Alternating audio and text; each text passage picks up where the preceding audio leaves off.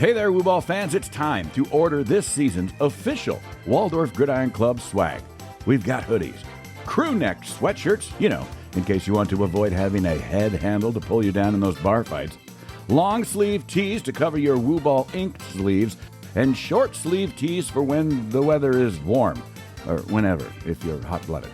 As usual, funds raised from these reasonably priced, colorful apparel go to the Waldorf football program. So, order now. You can pick up at the Thread store in Algona or have it sent right to your home.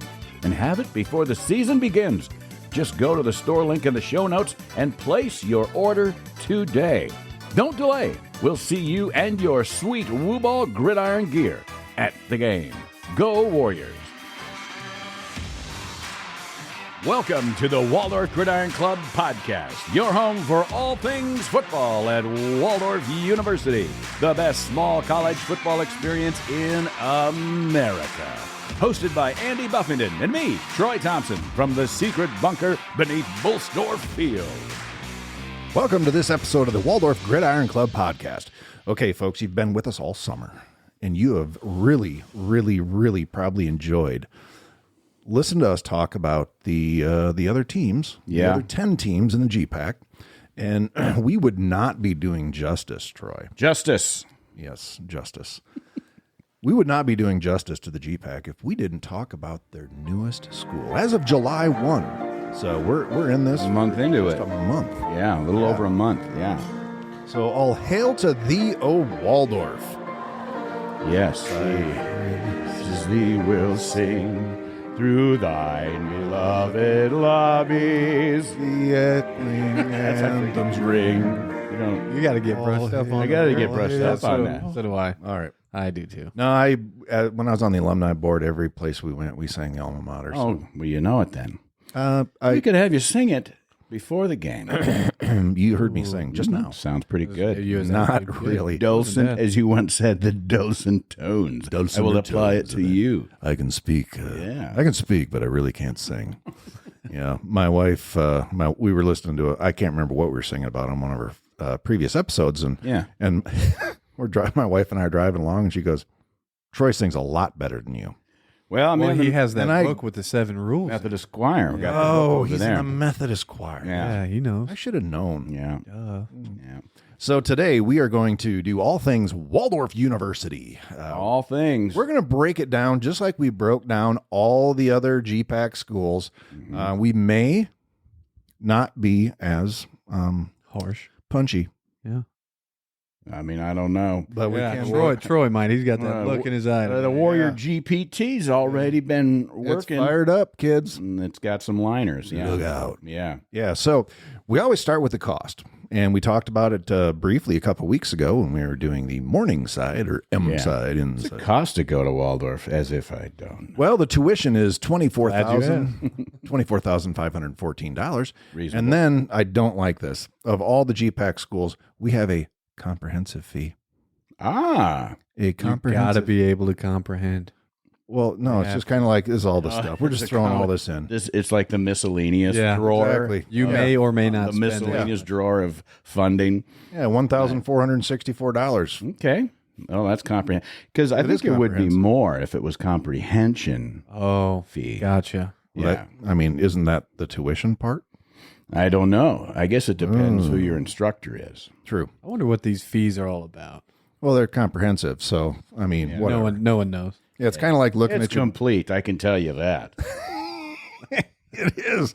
Well, food and housing is going to cost you $9,920. It's about a month here. Yeah. Yeah. That's when all the boys are home. Yeah. So that brings it to a grand total for Waldorf University. And Coach already recited this off the top of his head a couple weeks ago. Coach, you want to give it another shot? Our total? Our total. $35,898. $35,898 American. Well, that's good because 0 otherwise cents. you would have been like, listen, guys, I've been giving a lot of information out that apparently I do not know. Well, you have to call all those people back. Yeah, no. So do we want to talk a little bit real quickly about where Waldorf falls in the GPAC as far as affordability? Go ahead, yeah. All right, so there's 11 schools. I ranked them down, first being the most economical. I thought you were going to say the most unlikable. No, we don't know that yet. Yeah. No, 11 being We will know. the least affordable. Has something to do with it. So affordability, I'm sure it does. Yeah. All right, so Midland University came in at $57,520, and then Doane, coach's alma mater, at $54,163. Next was Concordia at $51,350. So those are the only three over the $50,000 mark. Mm-hmm. Not for So long. Midland, Doane, and Concordia. Yeah. Not for long. And then next is Hastings at $49,820. Okay. And $1,000 less is Dort at $48,820. Briarcliff is $48,654. Northwestern $47,300. Mount Marty $44,400. Dakota Wesleyan $41,890. There's only two left. Morningside and Waldorf. Morningside is $36,680, and Waldorf getting a good deal, folks. Mhm, We've been getting a saying good it deal. all summer. Yeah. We are getting a good deal. So send your kids to Waldorf. Yeah, absolutely. Have them play some football. Why not? Well, if they're any good. I hear one of us is doing that. Coach, Good advice. Coach, that's got to come up, I got to imagine, Yeah. in the recruiting. And now that you've been recruiting in this class Yeah. against into the GPAC, and maybe lots of kids are considering that route and whatever. That's got to come up. Yeah, the price tag always comes up. But what you find out, though, is parents don't always care about the price tag. It's more about the relationships and connections they make when they're in town. Yeah. And so, the way we do our visits and how personable they are, and then our game day visits, they're able to talk to coaches and, we make ourselves available, I think, knowing that, yes, we are very affordable, but to families, that is not always the number one factor. So Yeah, well, the kid always has to feel like they've got a good fit. They want to be wanted on the team, obviously, and they have to appreciate the coaches and feel like they, blend in and all that, have a sense of purpose. But I think it also might come up, and if you're talking to somebody, because there are different ways to manipulate those numbers. Some schools stack, and Waldorf does not stack. But when you consider that, three of the schools are over the 50,000 mark, and another 6, is that right, are in 40 over 40 mark. Yep. That means There's only two under 40. there's 2 under 40, and so you're really talking about. I was like, well, yeah, some schools stack, but you're talking about, and I had Bob Alsop. He's been on this show, obviously, but he's also been on another one of my podcasts, and that's something that we talked about. Because when you talk about, where are you at, and we're talking about institutional funding, and that's where you get that money that comes up that says, well, this is a $200,000 degree, friends. I mean, this is what you're getting, a $200,000 degree in liberal arts, but what they really mean is you're getting, potentially a $65,000 or $75,000 degree, just like pretty much everywhere else. yeah, and when I was at Doane, Based on how they do their institutional funding. So yes, we stack, but what we're doing is we're giving away.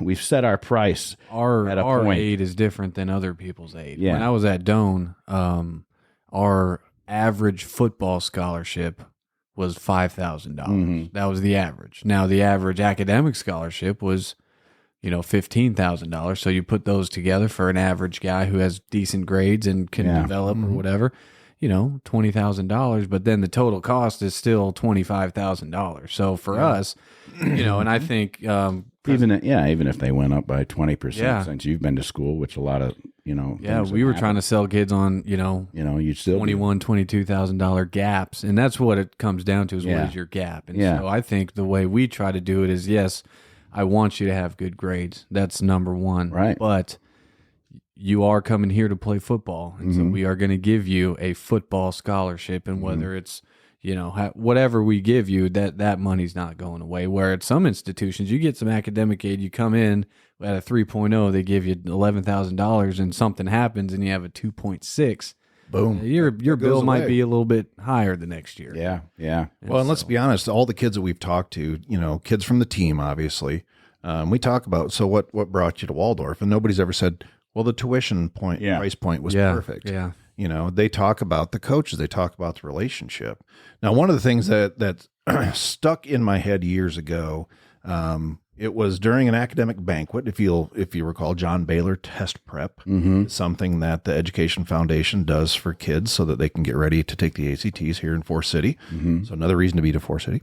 But John Baylor himself came and spoke to the crowd, the kids that had this academic, and they said, he was talking about, hey, if you're getting a degree in whatever you're getting a degree in, he said, shop for price. Do not shop for esteem unless you're looking at Harvard, Stanford, Princeton, Yale. So the top of the diploma would matter to the employer, not as much as the name, right? And then what your degree is in. He said, because at the end of the day, you just got to pay it off. Right. You just got to pay it off. So that's one of the things. And that, I'll give you a guess about where you think my level of esteem is for those institutions that you mentioned, or that he mentioned. I have not as high as I have zero, if any, regard. Yes, not as high as some an folks. institution. Yeah, right. Yep. Not today. I wouldn't send my kid to Harvard if they said, well, it's free. I don't care. I had there was a Harvard School of Education came up with, actually in conjunction with the University of Nebraska several years ago, an anti-bullying program that the National Guard had bought into, and so they would send different people to learn how to teach that particular seminar. And so my buddy who graduated from UNI went out there for a week, and you get a certificate. Oh, lovely. It says Harvard University on it. Good job. So he's like, Thumbs well, up. I'm a graduate of Harvard. Yeah, basically. Yeah, right. Basically the same. Yeah. Well, and all this is, higher learning, right? And that's what we try to tell kids, especially, we don't have every single degree program in the book, but there's a lot of things that if you can problem solve, you can get into that. I mean, I did criminal justice, and I was going to be a probation officer. Juvenile probation is what I wanted to do. Well, I don't football coach. Yeah, so. somewhat the same, but I don't have a degree in physical education. I don't have a degree in weightlifting or anything like that. Yeah. It's all about, can you learn? Can you get a problem and solve it? Yeah. You can get a degree in weightlifting? You can get a degree in anything. Yeah. Oh. You can get a certificate from Harvard and basically be a graduate. Well, cool. I mean, look, if you're going to a liberal arts school and you happen to be in your upperclassmen years and you're in a bar fight, who are you going to go with? The guy who's got the weightlifting degree in his pocket, or the underwater basket weaving dude? Underwater basket weaving, he's got nothing to lose. Well, that's true. And I guess if it's a water fight, then I'm going with the weightlifting guy in a dark alley. Just because he's strong doesn't mean he's tough. There's something about weightlifting guys. I mean, they're a unique breed. Well, because it's hard to lift weights, and then you want to do it. You want to do something hard, man. Yeah. Days. There's like a overmoto. Yeah. Okay. So Waldorf University, right here in Forest City, Iowa. That's great. Place that we all love and dear to our hearts. It's affiliated with the Evangelical Lutheran Church in America. America. Well, as we all know, it was founded in 1903 after the Great Hotel Wars. Yeah. Coach, did you know that? I knew it was a hotel. Well, there were two hotels. I didn't know there was a war. Well, there were two hotels built around the same time. It was the Summit Hotel and the Waldorf Hotel. Mm-hmm. The Waldorf Hotel only stayed open about 4 months, and then they had to close up. So that's how you get beautiful Salvesen Hall. Absolutely. I was in California. The hotel. There is a Waldorf Hotel in California in San Diego, and there's one in New York. we went to Coronado Beach my first year GA in here that summer, and I was wearing my Waldorf stuff, and an older gentleman stopped me. He said, "I went to Waldorf." All the way out there in San Diego. Oh, yeah. Nice. All over the place. Waldorf has reach. Yeah. Has reach. That's right. We'll talk about our reach here in a little bit, but the Summit Hotel, that's now the City Hall. Yes, it is. Okay. Yeah. So they were right. I think the top story was the burned war. off or something. Yeah, I think it's been since changed. Yeah. Because I think if I was going to pick a building to start a hotel in between Salvesen Hall and City Hall, I'd say Salvesen's my I think go-to. so. Yeah. But it didn't work out for the old Waldorf Hotel. And then Reverend C.S. Salvesen he decided that's his opportunity to create a Christian college. So it started out as an academy at first. And a business college. It wasn't just a preparatory program for future pastors, like some places, like a lot of the schools talked about. And so from its earliest days, obviously, Waldorf viewed education sponsored by the church as essential for success in society. Yes. And that's important. Yeah, you got to be able to learn stuff. Yeah. In society. And keep on learning. Yeah. Keep on keeping on, being a lifelong learner. Dang right. Absolutely. So like 93, 94, it transitioned into a 4-year school. In 2010. Well, I'll tell you, I was there then, Andy. It was they I was just being born, by the way. okay. That's not a shot at you. All right. Thanks for joining us today, folks. We got to go to bed. It's 6 o'clock. Look, Sorry. early bird hours are getting close here. You had, it was they did a 3-year hybrid. Yes, I remember that. Yeah, that's what they were doing then. It wasn't a full 4-year. That was popular, I think. 3-year hybrid. So you could come in and you could get your you can get your degree in education in 3 years. Yeah. Okay. It was intense. It was accelerated? Yeah, a little bit? absolutely. I think sports were still 2-year. For a little while, yeah. And then they did it, but they were doing this 3-year hybrid. So you could get your bachelor's degree in 3 years. And people thought, well, then because we're going to save you money. Yeah. Right. And it was I mean, obviously they didn't stick with that. Yeah, they went with the 4-year program. Can you imagine having a 3-year program and you're like, we're in a 4-year GPAC here and we've got 5th-year seniors and some grad. Oh, what Christian Giroux, he was in the office today. He took 18 credit hours every single year. So he's technically graduated as a junior and started his master's as his true senior year. Isn't that something? Yeah. Well, not everybody can do that. Well, a lot of those Forest City kids and the kids around the area that take advantage of the Waldorf program, they come in with some at least halfway through their freshman year, maybe completely finished. Yeah. My daughter entered her freshman year with 36 credit hours. Yeah. I entered my freshman year with like -2. Yeah, that's a sophomore. I mean, yeah, you need I was -2. 24 minimum, so. Yep, absolutely. And so she graduated from Northwest Missouri State in 3 years. Yeah. So, I mean, good on Forest City school systems. Good on Waldorf. The whole idea. So only some folks can do that. I guess the idea of the 3-year bachelor's degree kind of stuck. Or trickle down bachelor's bring it degree. back. Yeah, that's right. Yeah. So then in 2010, Waldorf, the ELCA sold Waldorf University to Columbia Southern Mays Education. The Mays family was part of Waldorf for 12 years. And did a lot of good things. They were very involved in the campus. They would come up to commencement and other things, homecoming. Mays Education was, well, wonderful like people. Bob Alsop told me on the other show, Sunny Side of Life, when I interviewed him, that was critical for Waldorf in so many ways. Financially, obviously, it was a big relief. Yeah. They wanted a brick and mortar location, and we needed help figuring out this whole movement to online. And so when Waldorf, and I know you'll get there, but when Waldorf, became Waldorf again, separate from Mays, and kind of the foundation bought themselves back, essentially, they had 12 years of business education in the world of for-profit education. And some people look down their nose at that, but look, folks, the business of education is business. It's butts and seats, and that's what it's supposed to be. Yep. And it's always changing. Yeah. It's always changing. So it's I like the fact that you had, I'm not going to say that they weren't academics, but they were business people running a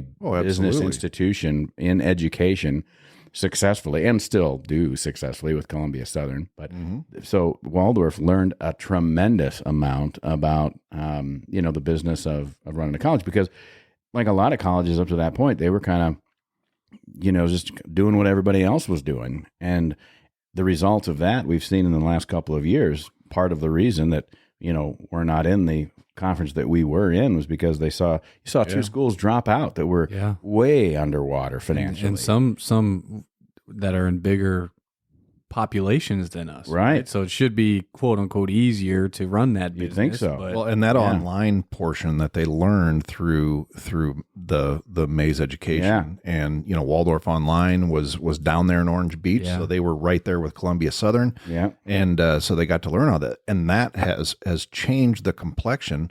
Where we may have 600 or so residential students, but our enrollment would be somewhere between 2,500 and 3,000, right?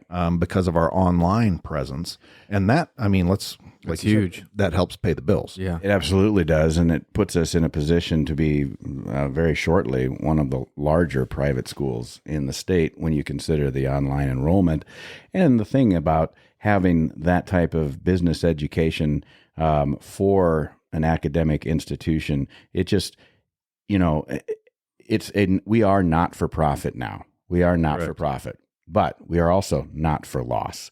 And that is something that For sure. I think that there's a lot of academic institutions, they still haven't figured that out yet. We are not for loss. And I guess, sometimes that causes some frustrations, as you figure out funding and budgets and everything like that. But look, Waldorf found the Education Foundation, purchased that, made that deal 2 years ago. 2022, you bet. The Waldorf And- Lutheran College Foundation. And water back. Waldorf is, they were looking at, they didn't have a huge debt ratio whatsoever, but that's paid off. Yeah. So Waldorf is solvent. And I don't know if you can say that about a lot of institutions out there. Yeah. No matter how magnanimous their, diploma may appear. Yeah. Well, and now Waldorf has that opportunity to, Onward and upward.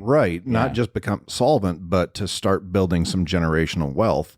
So that Waldorf is going to, that a 200-year-old institution will be long gone by then. Maybe not you, Coach. You're pretty good. Yeah, good you're shape, in but- good shape, yeah. Yeah, but I appreciate that. Troy and I will be worm food by that time. Yeah. But still, that's No, what- and it doesn't happen overnight, right? It's just like, bringing it back to football. You were trying to do something different than what's been done here in the past. And, how you want it to happen quickly, but you got to go through the tough times first. Well, they saw an opportunity. Salveson saw an opportunity. He saw this beautiful building that had only been open for 4 months. The community certainly had watched it be built right there in the center of town, right next to the courthouse. Probably excited about it. And very you bet. excited. And then all of a sudden, kaput, it's gone. So then what do? And they came up with a solution. Hey there, Woo Ball fans. Make plans now to kick off the 2024 season at the first Waldorf Gridiron Club Golf Tournament, Friday, September 6th at the Gruis Golf Course. Start your home opener tailgating experience early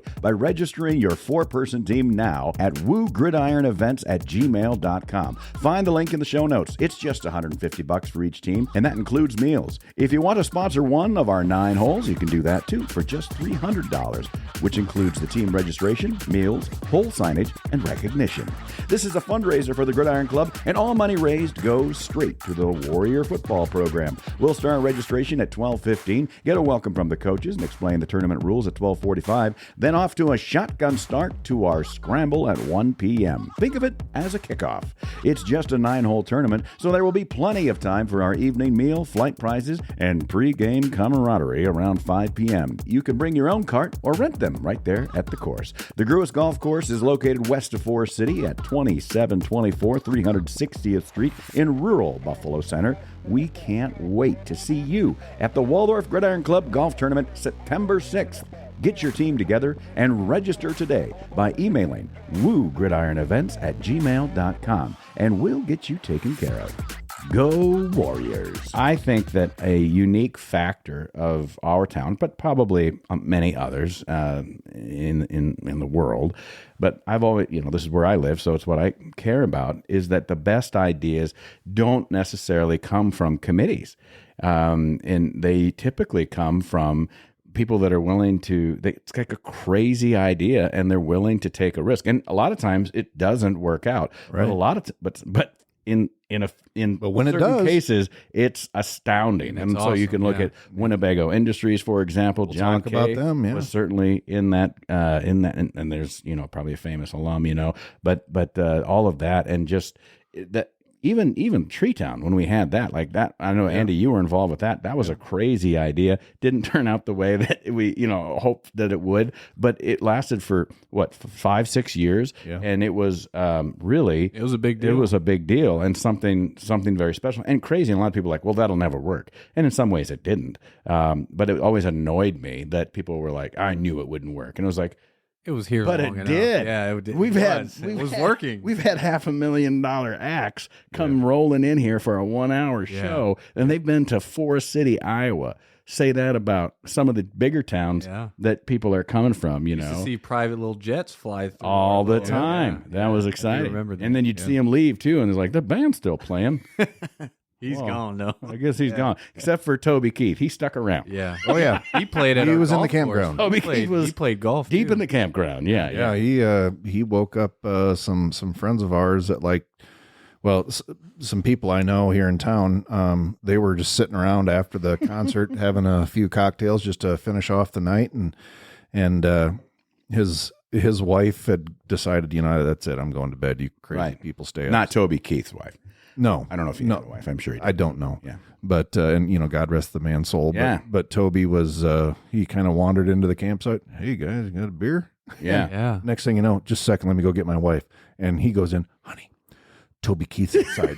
She goes, I just took my face off. You better not be messing with me. And she may not have said messing. Yeah. But she Family looked friendly. outside, and there's Toby Keith standing there having a beer with a friend. All 6'6" or whatever. He's a big dude. Yeah. He played football. Oh, did he? Yeah, he was a football player back in the day. I was working Yeah, at he the golf was. course in Yeah. 2019 when he came out there. Some of the big wigs were. That was playing. the second time around. Yeah. I think Andy's talking about the first time. Yeah. The second Yeah. time Toby came around, he was he didn't stick around quite as much. But that first year, he really had a good time, and that was kind of his thing. Like he liked starting new things like that. So he was a big get.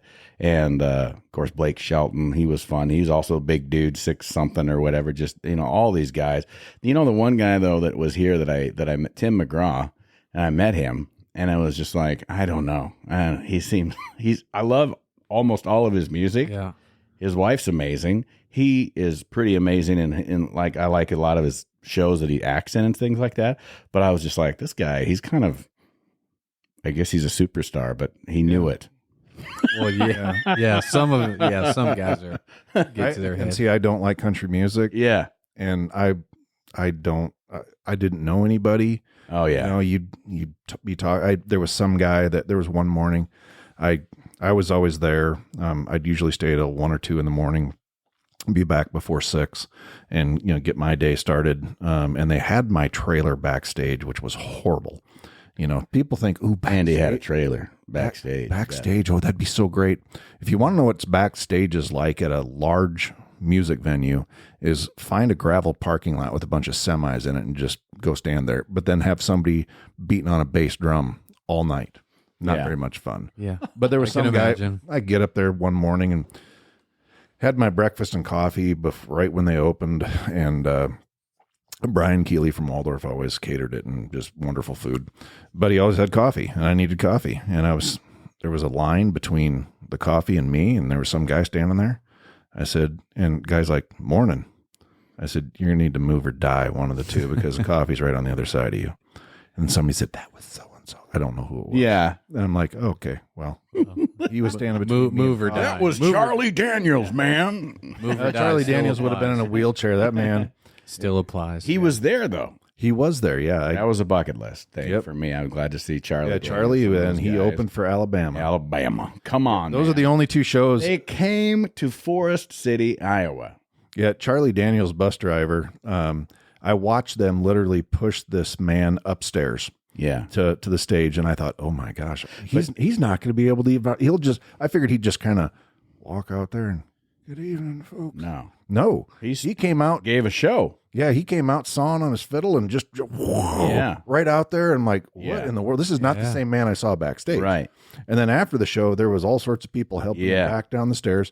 And I see them get him onto his bus. And his bus driver walks over to me and said, can you escort me? I said, yeah, absolutely. How long till you leave? He goes, till I get back to the bus. We're ready to go. Okay, he's out. Yeah. So he was wanting to get out. Those are cool experiences. Yeah. And it is tied to the unique community that we have. Obviously, that's a good location for an enormous concert situation like that because it's right next to the jet airport, and you've got the whole Winnebago Industries campground there where they have their Grand National Rally where you can have thousands of campers and campsites. And I mean, it's just right there in the middle, and it's on the property of Heritage Park, which celebrates the heritage of our community. So it was a cool thing.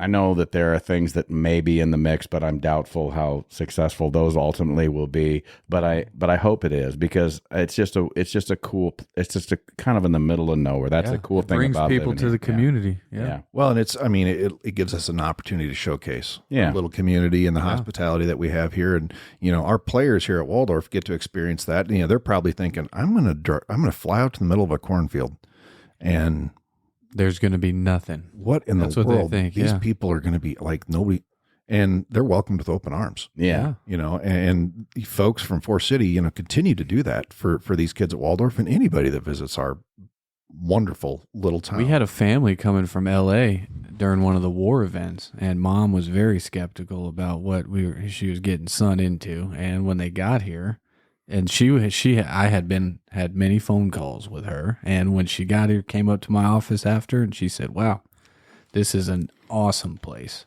You're coming from big city Los Angeles, you don't know what to expect. Yeah. But everybody's friendly, everybody's talking to you, asking you where you're from, what you like to do outside of football or whatever, and they come up to the office, and she said, "Yeah, we made the right choice." Yeah. A former player at Waldorf here, Delroy Nichols. He's currently the recruiting coordinator for Army football. All right. At West Point. So, but Delroy, he came from, I think he grew up in Queens, and so he grew up in a tough area. I don't know Queens very well. I don't know if the whole thing is that borough of the city is, but he said that he would go out at 11, 12, 1 o'clock in the morning and just walk around. And I'm like, Delroy, why in the world are you doing? And he's like, because I can't do this at home. It wouldn't be safe. Oh, you're getting into some sort of trouble. Yeah. Yeah. He said, you're going to be questioned. Why are you out there? And he's like, or you're going to have some other, hooligans that see you and, want to mess with you. Yeah. So he felt safe here, and good on Delroy. I haven't seen him since he left, and just a wonderful human being inside and out. And good on Army football for picking him up. I'm sure they love him. There you go. I'm sure they do. Well, and then Go Army, beat Navy. there you go. Every time. Every time. Every time. Well, speaking of Forest City, Iowa, let's talk a little bit about our beautiful little town here in the middle of nowhere. So, WarriorGPT had a few things in the style of Bill Burr, which is one of Andy's favorite comedians. Yes. So, WarriorGPT says Forest City, Iowa. That's right, Forest City, because apparently they ran out of names and just went with the first thing they saw out the window. Hey, there's a forest and there's a city. Bam! Forest City. There you go. I want you to jump down a little bit there, though. I like number 6 myself. Yeah, the nightlife. You want to say it? No, you go ahead. Nightlife, Forest City, so quiet you can hear a pin drop. And if you listen hard enough, you might even hear someone say, "I think I saw a raccoon last week." Now, I don't know. I don't know what this WarriorGPT knows about Forest City here. It's pretty good, because number 4 says Forest City, where the biggest traffic jam is when a tractor gets stuck in the middle of the street. And even then, half the town probably thinks It is a parade. Yeah. That's right. Yeah. Yeah. They talk about baseball, which is Netflix good. and chill.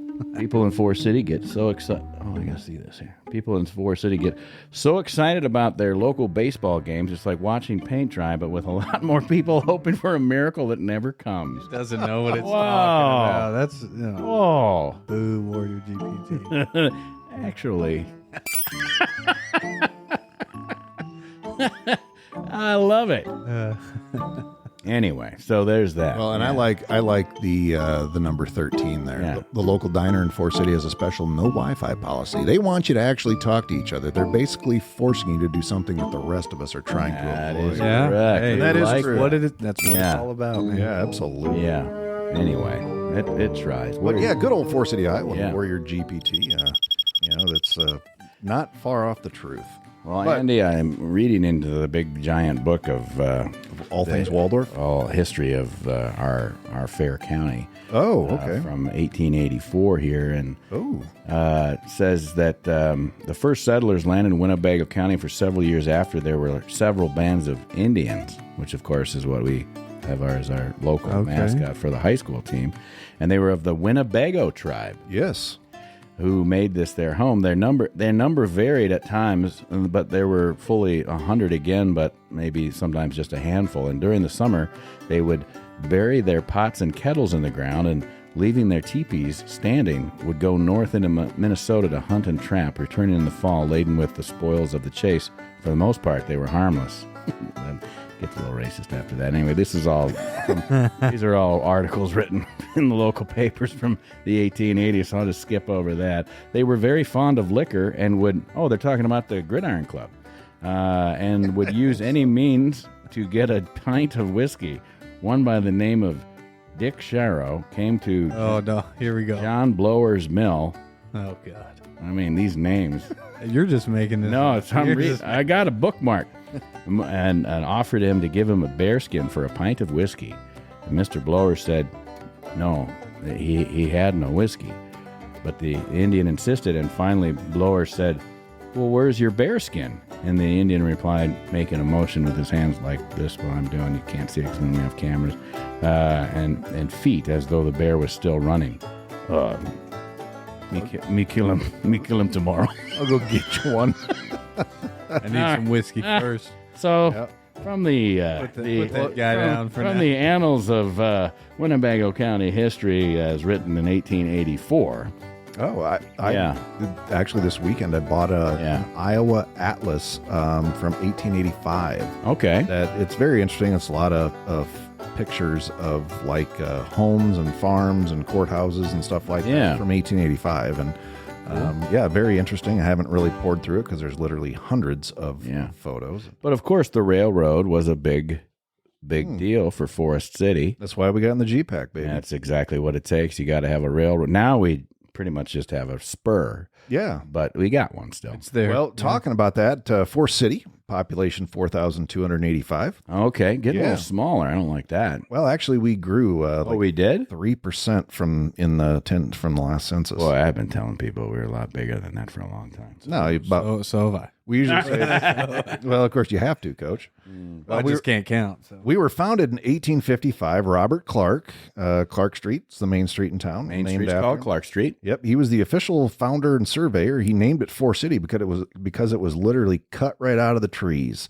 They didn't just drive by and go, "Hey, trees, forest, hey, city." Yeah. Well, and as we know, and we've talked about on this show before, it was formerly called Puckerbrush before it was named Forest City. There's a trophy for that, I hear. There is. Yeah, you know there is. Yeah, I'll bring it up every chance I Yeah, get. baby. On display. Yeah. Well, the city was officially platted in 1856 and incorporated on June 14th, 1878. So that's when the city became a city. Cool. So a little over, 152 years? Something. Yeah. You said 1855? 1855 is when he planted his flag. Planted the flag. You bet. A few years before the Civil War. Yes. Yeah. Oh. Yeah, not too far before that. But originally it was settled by Swedish and Norwegian immigrants due to the similar terrain and climate from their homeland. The city continued to grow as the leaders convinced the Minneapolis and St. Louis Railroad to come through Forest City. I feel like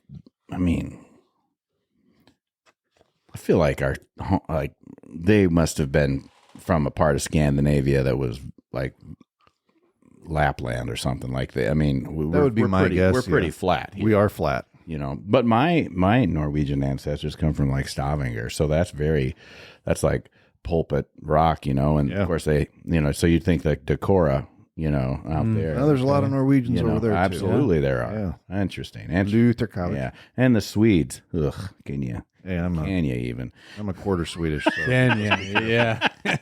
Well, that explains. That's what it is. That's what makes this show so great. What'd you say to me, Norsky? You know it. There's going to be a brawl here in the bunker. Yeah. I just remember the guy named Swede on Heartbreak Ridge. Remember that movie? Yeah. Coach? Yep.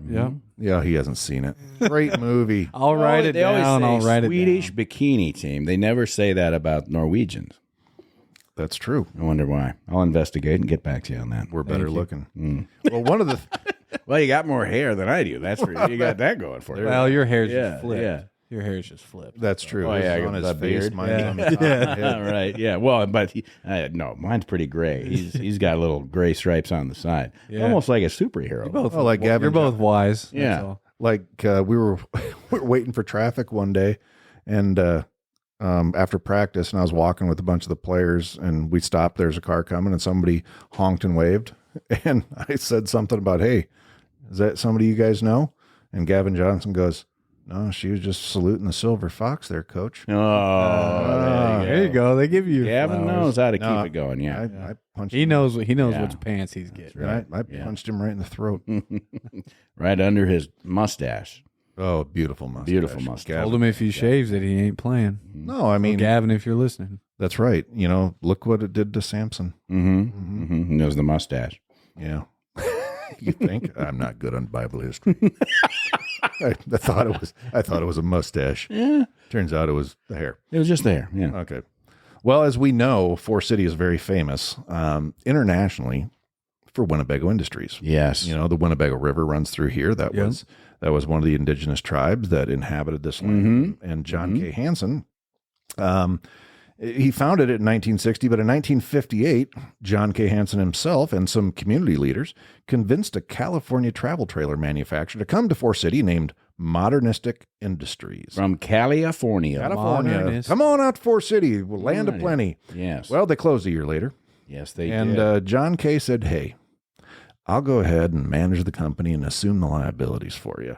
And they had $100 in the bank. They had 39 trailers in inventory and $42,000 in debt. But then in 1960, he changed the name to Winnebago Industries. And then in 1960, it went public. Mm-hmm. So, yeah, that's he brought this thing up from the depths. well, again, when you talk about somebody like Winnebago Industries, somebody like C.S. Salveson, yeah, Saw an empty shell of a building that was beautiful, said, here's a possibility. We're going to make a college out of it that has now become a university. And you look at Winnebago Industries that was really from a shell of, those were trailers. They weren't motor homes back then. The Modernistics were trailers. And 66 was he rolled the first motorhome off the Man. assembly line. right here in Forest City, Right here in Forest City, Right here, Iowa. It all yeah. started, folks. it became the moniker for all things RV, and not so much anymore. But when we were growing up, Andy, I mean, if you're looking at there were so many movies that have the iconic Winnebago in Oh, it, yeah. you know, the Brave or whatever it happens to be, the Chieftain maybe. There was Spaceballs, Oh, yeah. you know, Spaceballs. That Escape from Witch Mountain. those units in those movies that we grew up with were made right here in our great little town. Yeah, it sure was. And I'll tell you what, the industry here as it grew up, it's iconic because if you see a motorhome going down the road, somebody doesn't say, "Hey, look at that A-body travel trailer." Look Nobody at that. says that. Well, the nerds on the net now might. They but, might, but yeah. everything's a Winnebago. It's a Winnebago, like a refrigerator. Yeah. Like a fridge. Yeah. It's a fridge. It's a like a fridge. Frigidaire. You know, they own that moniker. Kleenex. Absolutely. Yeah. Kleenex It's is a tissue. brand that Yeah. is. I mean, it's just Yeah. it extends past. I mean, it's an iconic brand.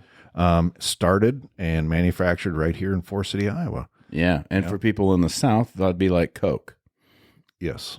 Coca-Cola. Oh, Because everything, give me a Coke. Yeah, Give me- Coca-Cola. and they- Coca-Cola what kind of for Coke those, you want? for those in Dothan, Alabama. I want Fanta. I want orange, yeah. yeah, I'll take a There you Mountain Dew go. Coke.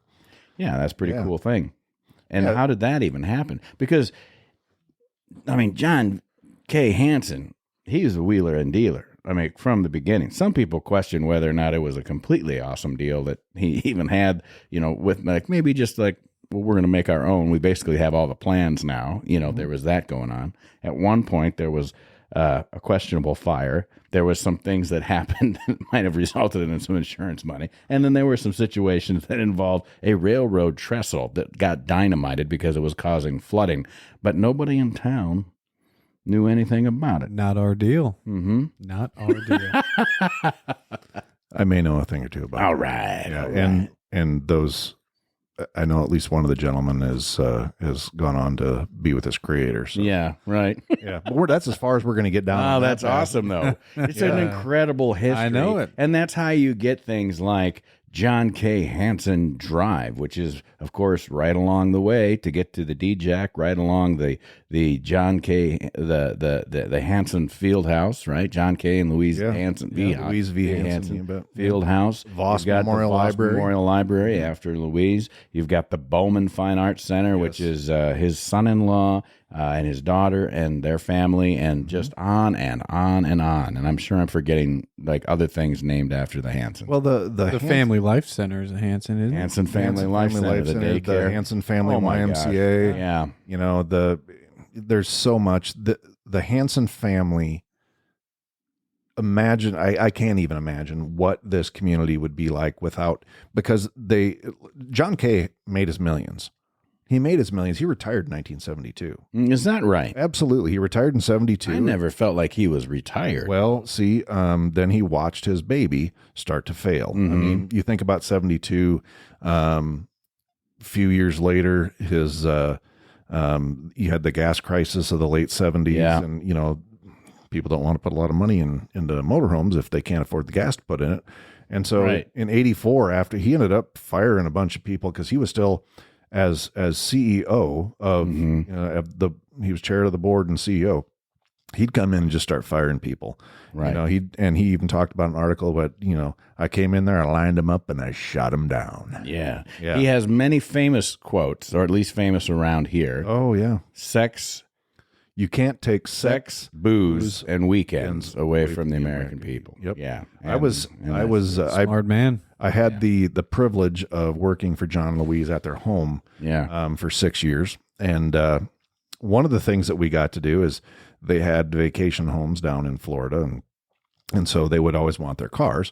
Well, they had the corporate jet, so they didn't have to worry about driving down.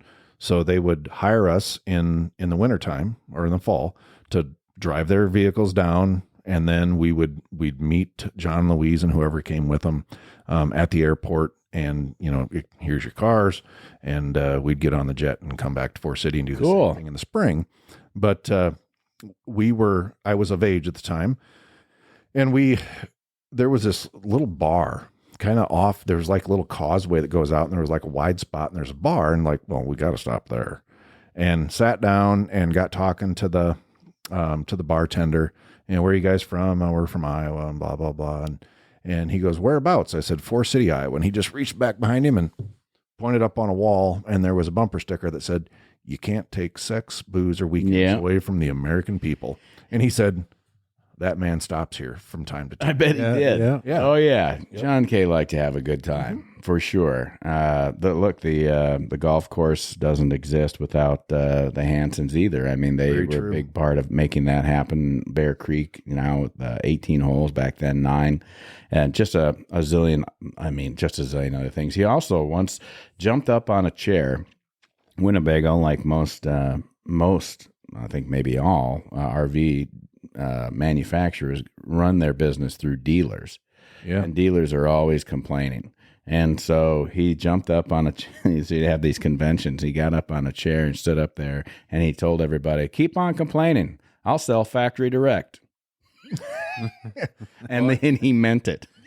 Well, and there was again, I think it's probably more urban myth or legend that back in, I think it was the late 70s, he wasn't. It was around the time that there were folks that there was a big labor movement, and people were talking about possibly starting a union. And because Winnebago has never been a union shop, I don't know if they are today. But at the time, John was talking to somebody that was kind of like, hey, there's some folks that are interested and they want to have a meeting. John said, not a problem. You guys go ahead and have your meeting. Start a union. Close tomorrow. Yeah. He had his money. And again, and it's one of those things, maybe he was a bully, maybe he had intimidated people, but John, you never had to, I worked. Knew where you stood. You 100% knew where he stood. And he was a very kind man at his core. Yeah. But if you got on the wrong side, Or to run a business like that, you can't just be a No, yeah, you got to know. softball, you know, you gotta- absolutely. Well, and think about what starting Winnebago and seeing that unprecedented success, the visionary of John K. Hansen. How many kids have college degrees Yeah. today because of Winnebago Industries? Yeah. Because their parents Absolutely. worked out at the plant, Yeah. worked for John, worked their way up. He wanted you to work hard, but Yep. he rewarded hard work all the time. So one last story. I know we talked too much about John Kay and everything but they did and continue. That family continues to give a tremendous amount to Waldorf University and the community of Forest City. But talk about that YMCA and the characters. Like he did have a good heart in a lot of ways. And so I'd say that like I was at a baseball game last year, not this past season, but the season prior, and I can't remember where it was. I might have been over in Esterville. It seemed like we were in Esterville a lot last year. And this guy was sitting next to me, older gentleman, and he had we got to talking where he's from, and he was from the Spirit Lake area, some kind of that neck of the woods. He'd come to actually watch his buddy referee his last game as the umpire. Nice. And so that's why he was there with a couple of his buddies, and they were in the audience. They had no dog in the fight, so to speak, so they were just kind of talkative. And we got talking about that, and he's like, "Oh, Forest City, I've been there." I was like, "I helped get the YMCA started," because his job was he worked for the YMCA. Yeah. Forest City is the smallest. I don't know if it still is, but it was when it started. It was the smallest community in the nation that had its own YMCA. Really? And it was between the YMCA and another organization that I can't remember, and it's not that important, but it was between these two organizations. Mm-hmm. And this guy met with... Wasn't Planet Fitness, was it? And it definitely wasn't back then. I think that was 1984 or 85, 86, somewhere in there. And so met with John Kay, described the corporate offices, which is now, where Litzen RV is located entirely. And he said this was his last meeting with John Kay regarding whether it should be a YMCA or this other organization. And John said, "Well, what is what's the difference between your place, and the other place, which actually costs a little bit less, and this other stuff?" And he says, "Well, the difference is we're the YMCA, and the C stands for Christian." And John's like, "We're going with the YMCA. Let's do it. Done."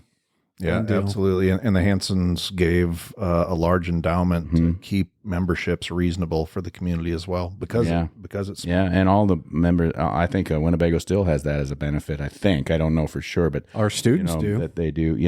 Membership to the YMCA. I've got a membership too, Nicole. And I think he had some other strings that he could pull in a variety of other ways, because when they dedicated the YMCA, George Herbert Walker Bush showed up and gave the commencement address. Yep, he did. Folks that come to town. Yeah, that's right. Yeah, well, and just our last little thing about Winnebago Industries and what it's done for our community in February of 1973. So I was. I hope you're going where you're. I think you're absolutely Playboy magazine. That's right. Called Forest City, heard of it. Little Town of Never Millionaires. Little Town of Millionaires. Yep. There were more millionaires per capita in Forest City, Iowa, than anywhere else in the United States. So but just because of Winnebago Industries, he went to local people and said, "I got this idea. Mm-hmm. Give me some money, and I'm going to make a run for it." Yeah, and he did, and it made people very, very wealthy. Yeah. A handful of those guys are still around.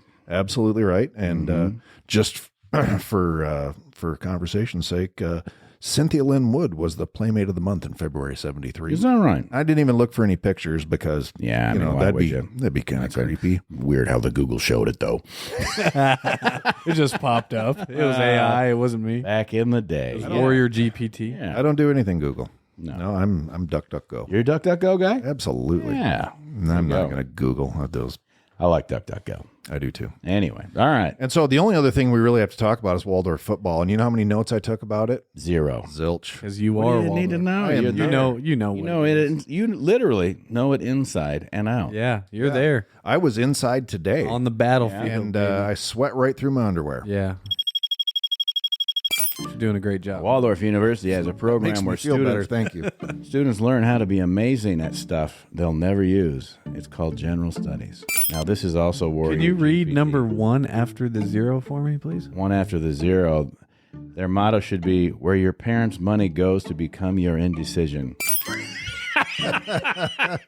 Oh, dang it. Warrior GPT. I think that one's going to hit you hard, right? Warrior GPT is coming in hot. Yeah. Oh, you know you're at Waldorf University when the campus tour guide can't stop mentioning how unique the library is.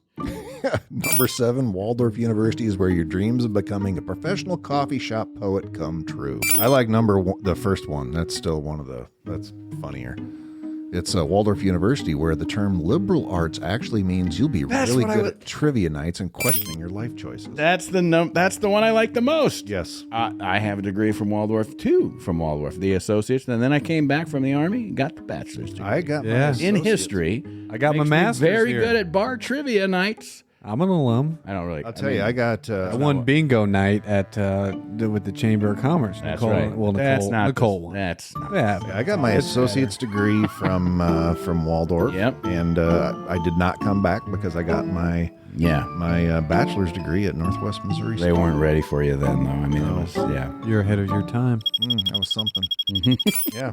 So, yeah, Waldorf football. And it's interesting because I have not done the research that I need to and go to the library, the Voss Memorial Library, named after Louise's family, and sitting down with the yearbooks to see how far back we can go and find a football team. Because 1965 was A. David Bolstorff. Yeah, I feel like we had in like season 1. I thought we felt it was like 1923, right in that range. I thought you were, around the 1920s. Yeah. So, we've had over 100 years of Waldorf football. But really, like even on Wikipedia, we've talked about that. They just go back to Bolstorff. Yes. That A. David was the first head coach, probably because from 65 on, he also transitioned Waldorf from a 2-year school into a 4-year school. That's right. After Coach Bolstorff, who is an icon, the field's named after him, wonderful human being. And folks, they're going to be dedicating a gateway, and it's going to be the Bolstorff and BB Gateway to Bolstorff Field. And Awesome. BB That track. sounds great. So, That's yeah. going to be very, very fun. Right. Well, I love the idea. Someday I'd like to see and of course, A. David Bolstorff is still alive and kicking and doing well up in northern Minnesota. We were Yes. blessed to have him on the show a couple Go back years and ago. listen. But I don't know if I think he's coming down because Denny Jerome probably twisted his arm enough to come back down. And I could be wrong about the date on that. I don't know if it's community night or homecoming, but regardless, I can't imagine why they dedicate the gate beat. Do you know, Coach, if what that's going to be about? No, I know that Jerome's been first time working hearing hard it. on that and all that stuff. So That's for sure. And, since, Coach is, he's in his 80s now. So my guess is here in a couple of weeks, he'll start walking because he's in that good a shape. Mm-hmm. I mean, for the man is just an incredible person. But Yep. yeah. The man for whom the football field is named, Coach David Bolstorff. Football is the greatest team sport that there is. You learn so much about life through the playing of football, if you give your all to it. You learn how to win, you learn how to lose, you learn how to live with one another. You learn how to do your job, like Belichick says. You learn how to get up when you get knocked down, just like the life we live in. So it's a great game and a great teacher.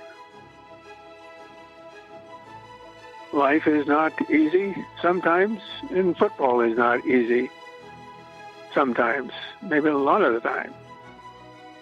But if you learn how to give your all and play it correctly, you'll learn an awful lot about life and the living of life. If one is a Christian, you cannot separate life from faith or faith from life. You cannot do that and be authentic. People do, but they're not authentic. Because football players, they get stereotyped quite a bit. Don't give in to the stereotype. Be your own person. Be the person that God wants you to be. I've always said if you keep in touch with God, you can't see kind of where you're going, but when you look back, you can see where God's put your feet every single step of the way. It's not whether you end up as an NFL player. It's whether you end up as a good person, a good doctor, a good lawyer, a good teacher, a good whatever. That's what counts. Be the person that God wants you to be. So after Coach Bolstorff, we had Greg Youngblood. Yeah, Greg Youngblood. Yep. He went to Dort. He did go to. He was at Dort, yeah. For a couple of years. Yep. And then after that, Kent Anderson. Kent Anderson, who actually had a lot of success over in the German Football League. Yes. He came back from the German Football League and coached at Iowa Wesleyan as their That's OC right. for a couple of years. Yeah. And then when the Waldorf opening came up, he came up and coached Waldorf. Speaking of God rest your soul, I don't think, it's like Iowa Wesleyan is no longer around either. So. Yeah, the former But you know what he told me, and I like Kent. powerhouse of the North Star. Remember that? He would say, I said, well, Coach, why'd you come to Waldorf? And he's like, well, I mean, they were looking for a coach, and I was at Iowa Wesleyan, so It only made sense. Yeah, it only made sense. What are we doing? yeah, What are we doing? yeah. So even back then, they had some troubles, whatever. But then, after Coach Anderson. After Coach Anderson, we got this kid, born and raised in Olathe, Kansas, I believe, wasn't he? Yeah, former Marine comes rolling in, got some ideas. He came from Doane University. He was the offensive coordinator down there. Hard hat mentality. Josh Littrell. Josh Littrell came up. We've had Coach on. He was actually we had him on the show last season, I believe. He called in and he was out watching a soccer game or something like that. And he had literally closed the door to his office and was turning in his keys. Yeah. That was his last official day. act, yeah. Yeah. And he was heading up to Crete to be with his family. Yep. Yeah. Coach has a son in the United States Military Academy at West Point. There you go. Go it Army, just talks, beat Navy. Yep. It just talks about the character. And, he was one of the things that always impressed me about Josh when he was here is that connection to his players. And, Coach Chapa has continued that kind of under his tutelage because he was one of your coaches. Former player, yeah. Well, in That high, was his- high school, I know. and I'm wearing the shirt right now. the Warren Warriors. That's right. 2012 district champions. Earl Warren, Warren. Yeah. Supreme Court justice. That's right. I know. Warren Report and all that stuff. Yeah, we had a whole cover-up. episode about that. Cover up. Yeah. Hey, We know. we talked about the great Yeah. things that have to happen. That's right. Yeah, that's true. And then, of course, Josh got to go back down to Texas. Yep. And be the head football coach, and I believe Athletic director. 5A or 6A? 6A. 6A school, so no 6A. small potatoes. Yeah, it's a big deal down there, Texas football. The mecca of high school football, down there at Warren High School. But yeah, so he went down there, and we got Will Finley. Finley came up here under Coach Littrell as the defensive coordinator. Yeah. He brought him in from Benedictine. They just came off a national championship run and ended up just coming up a little bit short. I don't know who they lost to. Probably Morningside. M side, I think. Yeah, I think that's correct. Yeah. And so so he gets up here and he stayed for 3 years, and then We gave a shout out to him and his family last week down in St. Charles. They listened to the show here. He texted me. Well, I think he texted all of us on a couple of episodes ago where he was crying, laughing so hard. No, he didn't text me. Oh, he really? Just He will. He's forgotten about. He's He's been in North. hasn't. He says, I'm He's- crying, laughing right now, listening to this stuff. He's been in North Iowa a few times, and Okay. not so much as like even a hey. So Well, there's your shout out. Yeah. But, hey, he's dead to me. before we jump Chase too Paramore far- still hasn't sent me a text. Well, back. he was the next guy after that. Yeah. Let's He was do some for a cup shout of outs, though, coffee. before we get into the There are current. some good communities listening to this podcast, folks. Who you got, Troy? I got some folks over in Charles City, Iowa. We talked about them a couple of weeks ago. Charles City College. That's right. Morgan Hill, California. Hello out there. Nashville, Tennessee. Been there. Love it. And Kalispell, am I saying that right? Montana. I'm going to say you're right. Yeah. All right. No, I don't know. Thanks to whoever's listening out there. Well, if Troy's saying it wrong, text the show. Go Yeah. in and kind Let of us Let him hear it. Let him Yeah. hear Now, it. we want to say hello to Pella, Iowa, down there at the. You suppose they're angry? Did they listen to the Dutch I episode? mean, maybe. I hope so. Yeah, for sure. We've got a long reach, you said. Yeah, absolutely. Then Birmingham, Alabama. There's some listeners. Dutch are always causing problems. They are. Even in the Text- Olympics, that swimmer guy. Oh, yeah. I don't want to bring Yeah. too much up there, but that's a Dutch dude too. All I'm saying. Just text the show. Text the Just show. text the show. And then, of course, one of my favorite spots in the world, La Crosse, Wisconsin. Oh.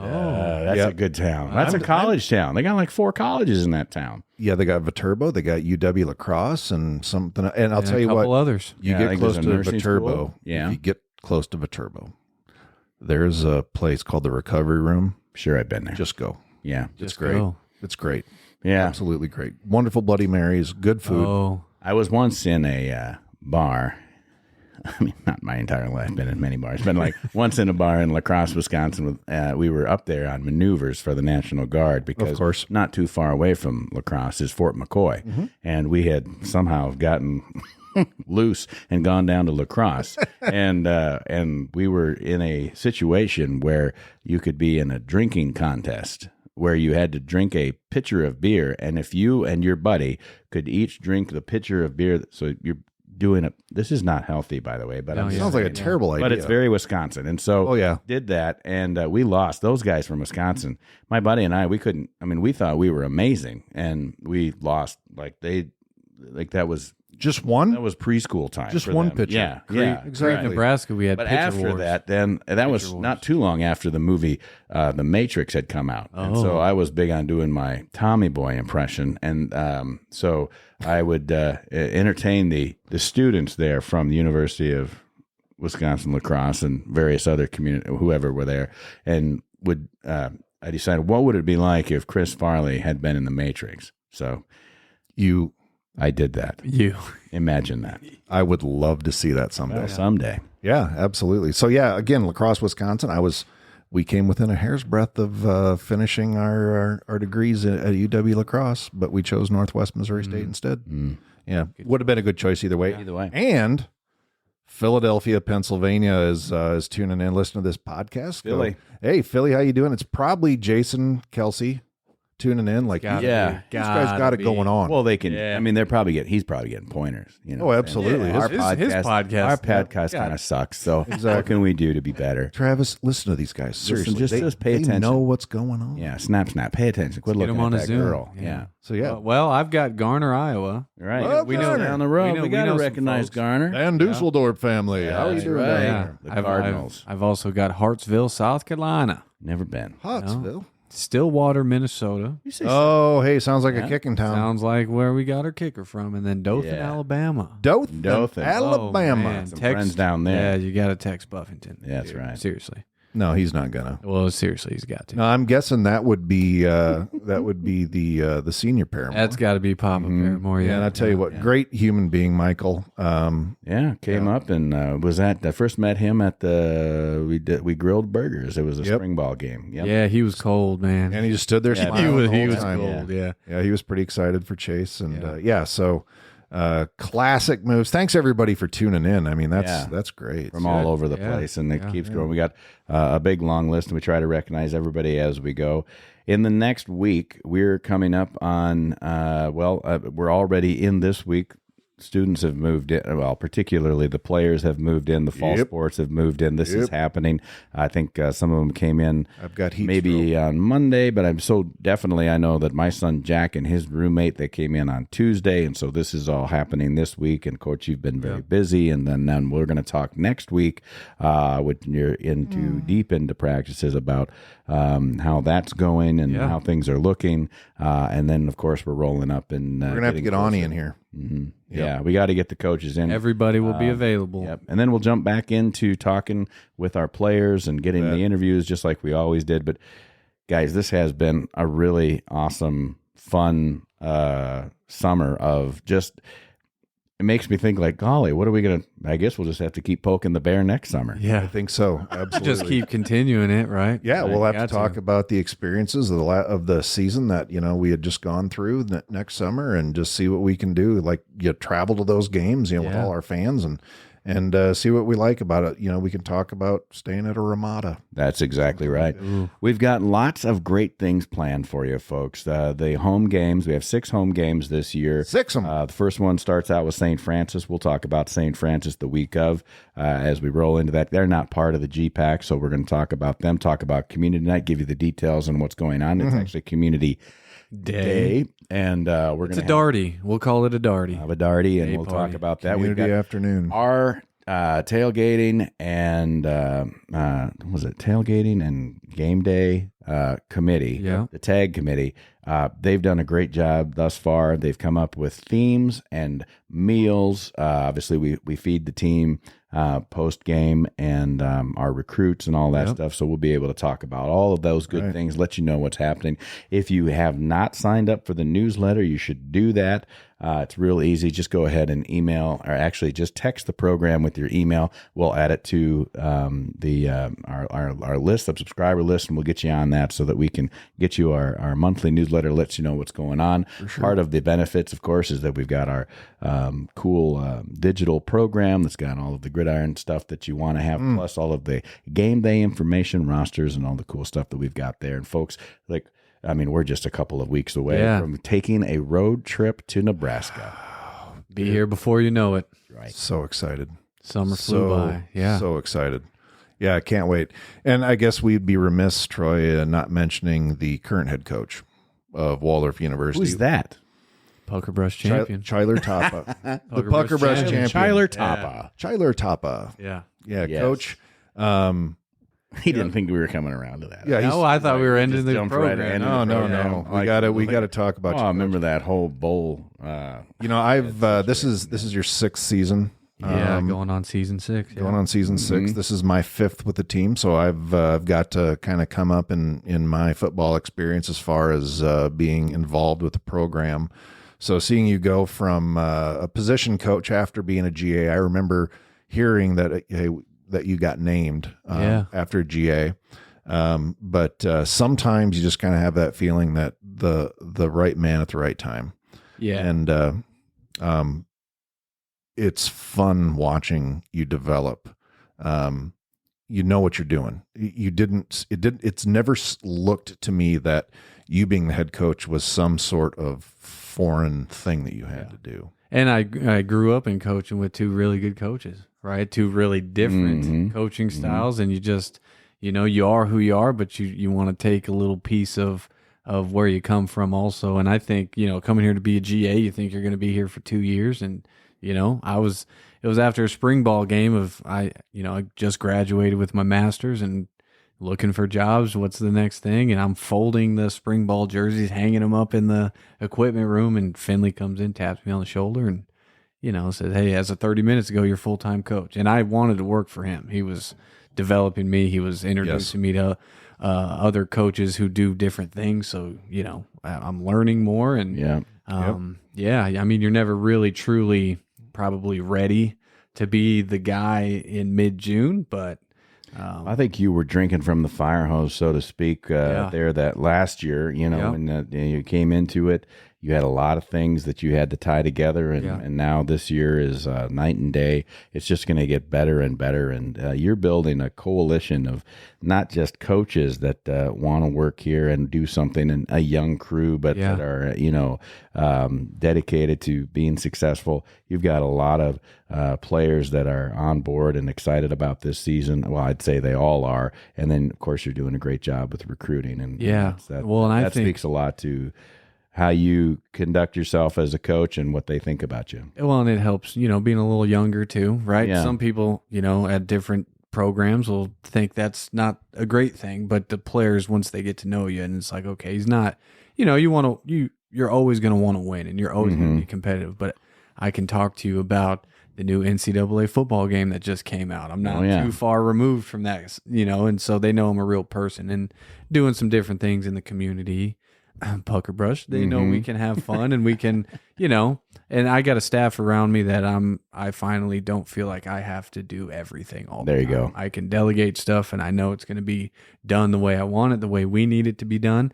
And then our senior leaders are Case and Handle. Yeah. Nico Page, Nolan Froline, Gavin Johnson, George Rivera. Like, they're good people, who have been here for a long time. It's not, you're not bringing in a senior captain who's been here for 1 year. Yeah. Right? These guys have been here for 3+ years. So, and now we're bringing in our young guys who are going to learn from these guys. Right. And so it's not going to be easy. College football is not easy, but we have everything in place to be successful. Ushering in the membership to the GPAC, a new era of football at Waldorf University, and of course, that wasn't something that that you initiated. You've got an administration and the athletic department that made that happen, and continue to work and develop in a school that is financially doing well and moving onward and upward, just like the Waldorf Warrior football team, which is what the Gridiron Club, of course, is all about. And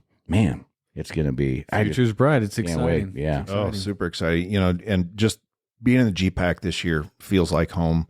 I still remember having lots of one-on-one meetings with Coach Gassman, our athletic director, and I can't tell you, every time I would talk to him, there's usually 2 things I would say. I'm just down to 1 now. But the one was always like, Coach, we need new turf. And he's like, yeah, I know that. And I said, and get us out of this conference. And I knew where I wanted to go. Yeah. GPAC all the way. Yeah. And they made it happen. Yeah, he did. He called me. I can't remember where I was. He called me one day and he's like, hey, I just wanted to call you. He goes, you're obviously not the first to know. He said, but you're going to be the first kind of outsider. He said, I literally just signed the letter requesting that we be considered for membership into the GPAC. Yeah. And I mean, I didn't cry, but I felt like it. Yeah. Well, I remember when the commissioner came on campus and his staff, and they did the tour of the facilities and talked to not just coaches, but the players. And well, Troy and I and Courtney had lunch with him. yeah, well, that's that sealed it. And That he, probably was you what guys it did a was. great job. Yeah. Yep. You always do. Pretty sure. But he was really interested in the football program and, talking to me on my vision and mission and what I'm trying to do. So I think you guys, closed the deal, but I think he was impressed. Oh, for sure. Yeah, that's Well, here's what we said. We got up real close to him. We said, listen, buddy, you can't take sex, booze, and weekends away from the American people. And he signed right there. And He that was said, it. You guys did it. Works every time. 60% of the time, works every time. I was thinking about that earlier. Yeah. Well, cool. Folks, send your kids to Waldorf. And if good they're- deal. If they're good at football, send them to Coach Chapa, and he can Amen. determine if they're going to be a good fit for our program, because you're not just going to take anybody. Can't. No, not with what we're trying to do. No, right. absolutely not. We're in the middle of culture building, folks. And if they're not good at football, then they should still come to Waldorf and cheer on the Warriors Absolutely. 6 opportunities here at home. at home. So, all right, folks, I think that we have done our due diligence talking did it. about the GPAC. Gosh, that was a good time. Yeah. Great summer, folks. I think that's going to do it for the summer series. Thank you so much, everyone, for joining us this summer. Hopefully you had as much fun as we did. I hope you learned a few things. I know Coach did. I sure did, and I appreciate you guys letting me tag along this journey. That's awesome. been great. You're part of the team. All right, that's going to do it for this episode of the Waldorf Gridiron Club Podcast. For head coach Tyler Chapa and Troy Thompson, this is Andy Buffington. And forever and always, go Warriors.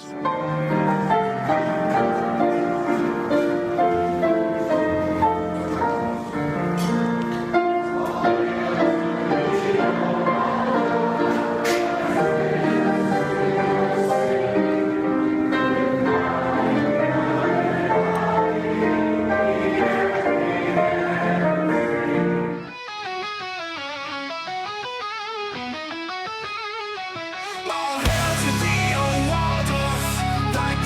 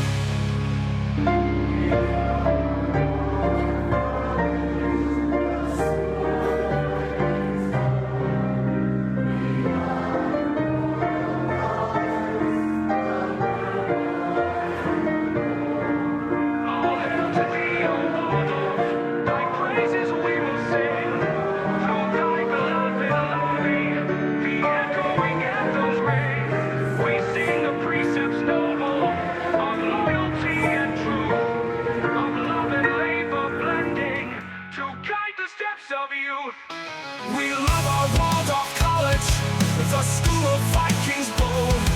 We love our royal colors, the purple and the gold.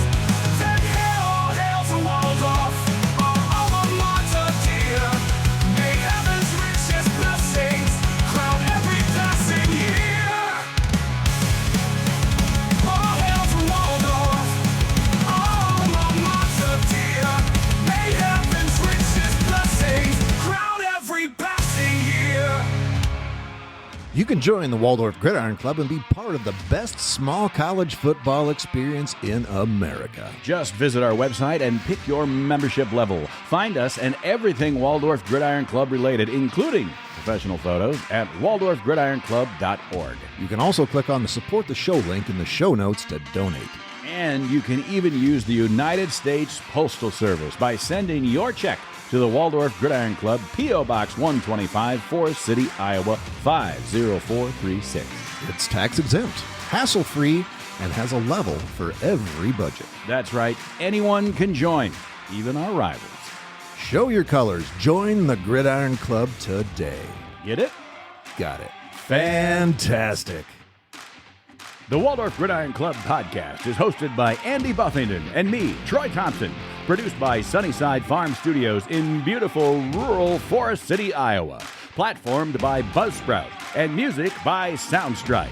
The Waldorf Gridiron Club is a 501c3 nonprofit organization dedicated to the student athletes of the Waldorf University football program. Our mission is to assist the program in maintaining the best small college football experience in America.